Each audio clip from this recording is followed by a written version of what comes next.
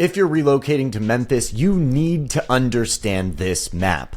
My name is Garth, and I help people relocate to the Memphis area every single week, and I personally relocated here from across the entire country after copious amounts of research. Memphis isn't just one thing, it's a collection of completely different lifestyles depending on where you land.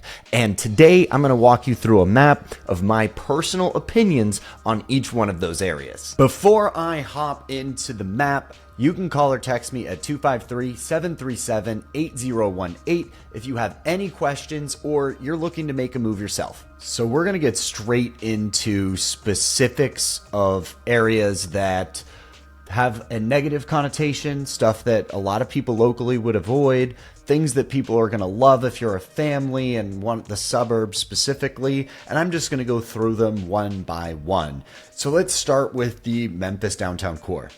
There's condos, there's some small areas that some people like, but most of the time, if you want near the downtown, you're going to want to be right in here in Harbor Town. It's an amazing area that allows you to have a suburban feel minutes from downtown, and it's a really cool area with restaurants and all sorts of stuff like that. If you want to be really close into town and have an eclectic vibe and you really care about having that city feel, but you don't want to necessarily be in a condo, then Midtown right here and Cooper Young are really good options. Orange Mound is also very beloved. Obviously, you're going to be right next to the University of Memphis here as well. Something to think about is as you go north of 72, you get East Memphis, which has a lot of old money and a lot of very large, very expensive mansions. So it becomes something very different very quickly. If you come up to Berkeley, it's also a little bit less expensive, but also pretty nice as well. As you go north of 14, that's when people start to say, I'm not sure about this area. And also the prices dip fairly precipitously. If you come down south, for example, we can look at the other areas. I'm going to keep these areas kind of broad. South Memphis is seen as a place that most people will avoid.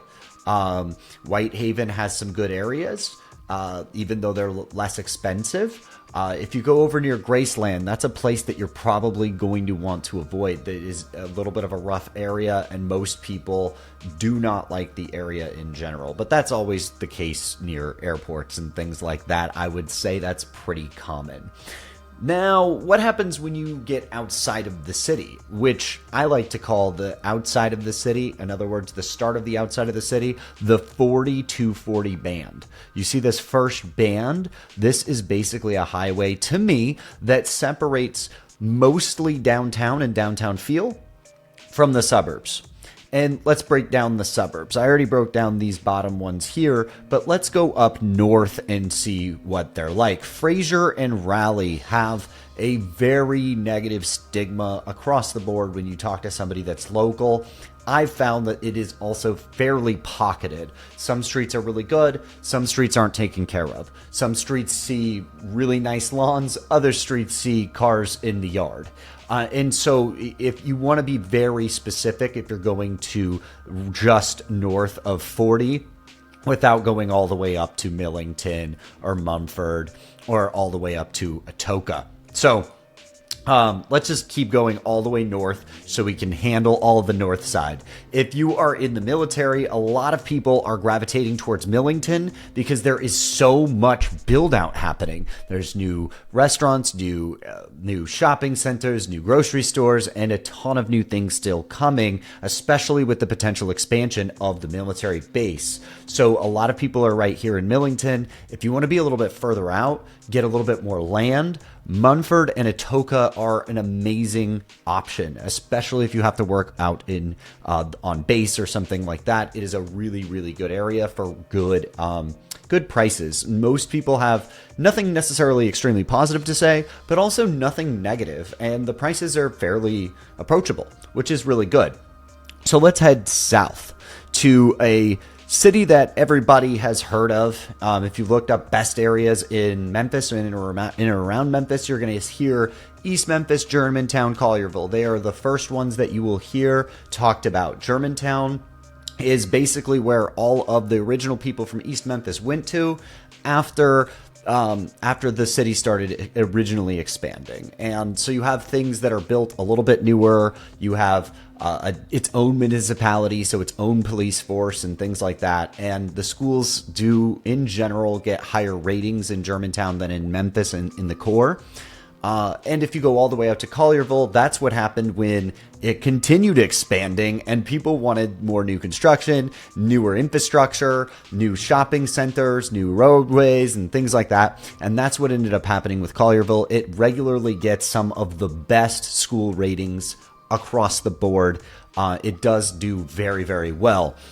If we travel northward, in between these two, you're going to see Shelby Farms. This is a thousands-acre property that has buffaloes roaming, horseback riding, trails, bike riding, kayaking, multiple lakes, and everything you can imagine. Playgrounds that have multiple sections for children to play. I know my kids love playing there. It's a really, really cool place, especially since it's completely public and it doesn't cost a dime, which is pretty nice. Also, there's a really good restaurant right there with a good view of the lake, so it's definitely worth checking out. Cordova, right next to it, on the other hand, is mostly seen as a very approachable first-time homebuyers market. It does have lower taxes in a lot of the areas because it doesn't sit within a municipality because of weird annexations that have happened.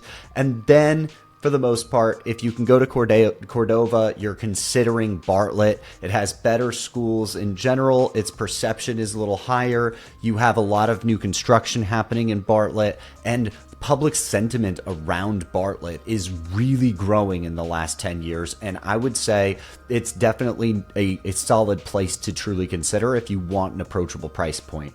Now, when you were coming up this interior band of what I like to call the Eastern Corridor, that's all of this. Basically everything Germantown up through Bartlett, over and across to Galloway and down, kind of including Oakland, and that's if we're being generous. That Eastern Corridor has almost everything that you would be looking for. If you want to send your kids to a private school, you're going to potentially look at ECS. You're going to look at Christian Brothers, and you might, if you want to stay in this Eastern Corridor, consider Briarcrest, which is even the school that you've seen on The Blind Side. So it does have a lot of really cool portions to that school. As we come northbound, like I said, we're going to see the place that I personally decided was where we wanted to invest our money and where we wanted to raise our family, and that's Lakeland, Arlington. This is a slightly newer one that has really reached people's radar because it's almost like what Germantown, Collierville was 10 years ago. All the infrastructure is happening now. The new restaurants are happening in the last year or two. The new stores are happening and being built now. The new construction is absolutely exploding across the entire area.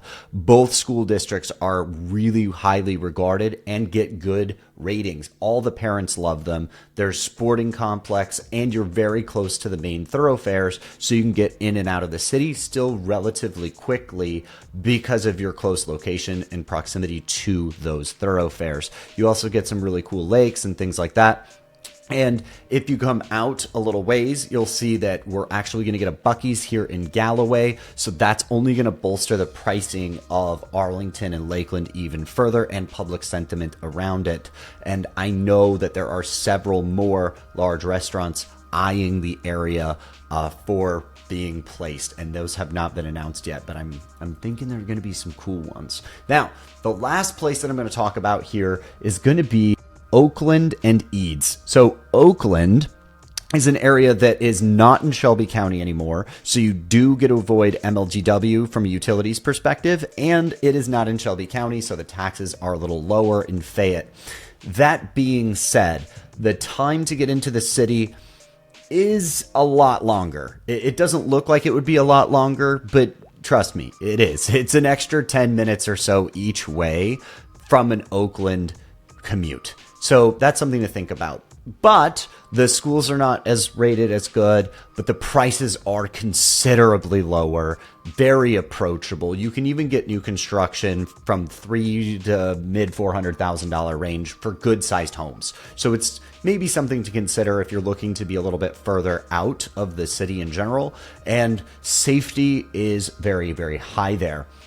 But let's address the last one that I'm going to talk about, which is Eads. And a lot of people don't know anything about Eads because it doesn't even pop up on this map. Unless you get really, really, really close, you'll start to maybe see it pop up somewhere.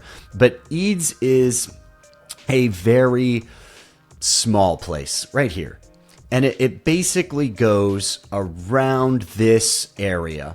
And this entire area is mostly uninhabited. It has lots of small communities, small neighborhoods, one-off custom houses and things like that. Let's just say if you happened to play for the Memphis Grizzlies, there is a solid chance that you live in Eads because it has large lots, large homes, for large money. But there are other options that are a little bit less expensive that still give you large lots. So do not just ride off Eads because you don't have a large budget. Sometimes you can still get into there for $400,000 or $500,000. You're just not going to have as much land, and your house is going to be a lot smaller, and it's going to be a little bit hard to find. So that's everything I'm going to go over today. I'm not going to go over too much more. If you have any actual questions and you want to delve in deep into specific cities, you have questions about where you want to land, schools, or anything like that, and you've been considering relocating here, or you have to relocate here, you can always call or text me, like I said earlier, at 253-737-8018. I've been in this industry for 14 years, and I can tell you that after helping thousands of people in and out of houses, what I have decided to do was move here. Out of everywhere in the country, I did not have a dog in the fight. I did not have friends or family or relatives or anything like that here. We picked it because of the likely growth, the consistent and continued infrastructure growth, and how great the people are here. So if that's all something that you're interested in and you're looking for somebody to guide you through that process to make it smooth, I'm here to help. I look forward to talking to you soon.